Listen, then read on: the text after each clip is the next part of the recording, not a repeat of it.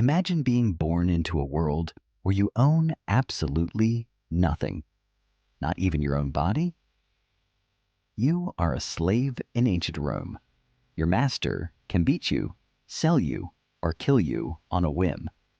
This was the brutal reality for a young boy named Epictetus. He spent the first half of his life in chains, surrounded by gold and luxury that belonged to someone else.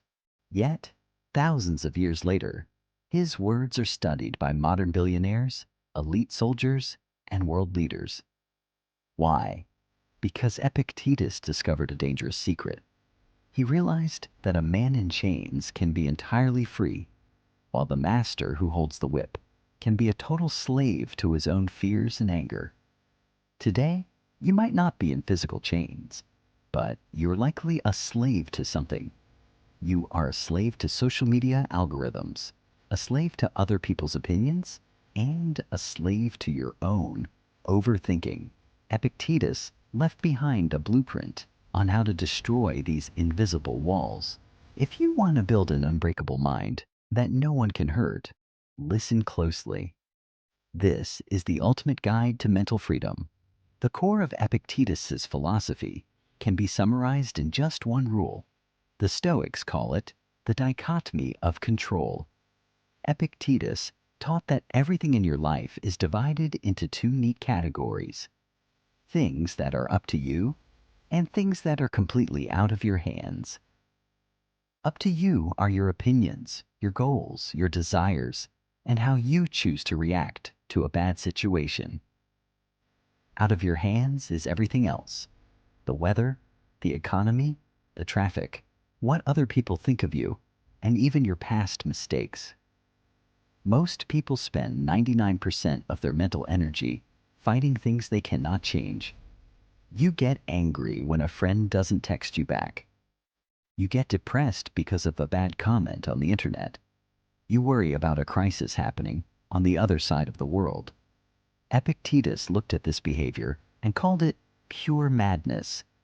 He famously said, "There is only one way to happiness, and that is to cease worrying about things which are beyond the power or our will." Think about it like a poker game. You cannot choose the cards you are dealt. That is pure luck. But how you play those cards is entirely up to you. A master poker player doesn't cry about a bad hand. They focus on making the best move possible. Next time you feel overwhelmed, stop and ask yourself this brutal question: can I directly fix this with my actions right now? If the answer is no, you must learn to look at the problem and say, "This means nothing to me." Epictetus didn't just teach this philosophy from a cozy library. He lived it in the mud. His master was a cruel man named Epaphroditus. One day, in a fit of pure rage, the master grabbed Epictetus and began twisting his leg with massive force. Normal people would scream, beg for mercy, or fight back. But Epictetus possessed a chilling calm.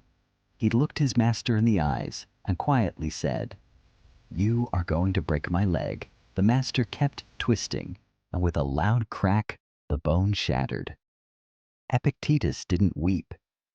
He simply looked down and said, "Did I not tell you that you would break it?"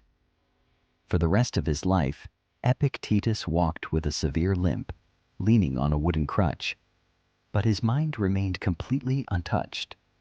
He realized that his body was just a piece of clay that belonged to nature, but his will was divine. He wrote, "Sickness is a hurdle for the body, but not for the mind, unless the mind chooses to allow it. Lameness is a hurdle for the leg, but not for the will." When life hits you with bad health, a breakup, or a sudden financial loss, remember the broken leg of Epictetus. Your circumstances can break your bank account or hurt your body, but they can never break your spirit unless you give them permission. After he was finally freed from slavery, Epictetus began teaching philosophy in Rome.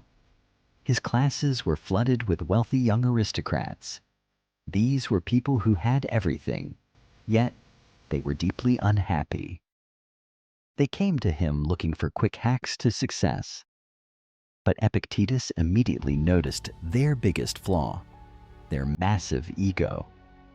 They thought they already knew how the world worked. Epictetus looked at them and dropped a heavy truth bomb.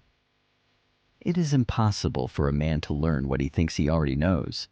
This is a massive trap for people today. We scroll through short videos, read a few quotes, and think we are wise. We think we don't need to work hard, listen to advice, or practice discipline because we already know it all. But true growth starts with total intellectual humility.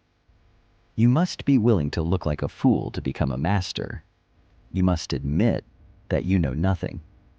If you want to build an unbreakable mind, you must kill your pride. Stop trying to look smart on social media. Stop pretending you have it all figured out. Be a student of life, stay quiet, and listen to the people who are actually in the arena. Epictetus despised people who only talked about philosophy but didn't live it. In his time, many people wore long philosopher robes and quoted smart books just to impress others at dinner parties. They were fake. He told his students, "Don't explain your philosophy. Embody it."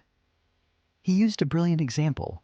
A sheep doesn't vomit up the grass it ate to show the shepherd how much it has eaten. Instead, it digests the food internally and produces quality wool and milk on the outside. The exact same rule applies to you. Don't post motivational quotes on your Instagram story if you are still lazy. Don't tell your friends about your big business plans if you spend all night playing video games. Nobody cares about your words. The world only cares about your output. Let your work ethic do the talking. Let your calm under pressure show your mental strength. Let your fit body prove your discipline. True Stoicism is not a debate club. It is a daily practice. It is waking up early when you are tired. It is lifting the heavy weights when your muscles ache. It is staying focused when your phone is buzzing with notifications. Less talking, more execution. Epictetus started his life in iron chains as a nobody. He ended his life as a legendary teacher who was respected by the Roman Emperor Marcus Aurelius himself. He proved that no master, no prison, and no tragedy can truly cage a human being who completely controls their own mind. The invisible chains holding you back today are not real. Your anxiety, your fear of failure, and your laziness are just mental constructs. You have the key to your own prison cell. Divide your world into what you can control and what you cannot. Embrace your hardships like a training ground. Kill your ego, stop talking, and start doing. As Epictetus famously asked his students, "How long are you going to wait before you demand the best for yourself?" Your time is ticking away. Stop waiting for tomorrow. Take control of your mind right now. If you are ready to break your chains and join the community of modern Stoics, hit the subscribe button. Leave a comment below with your thoughts. Let's conquer the day together.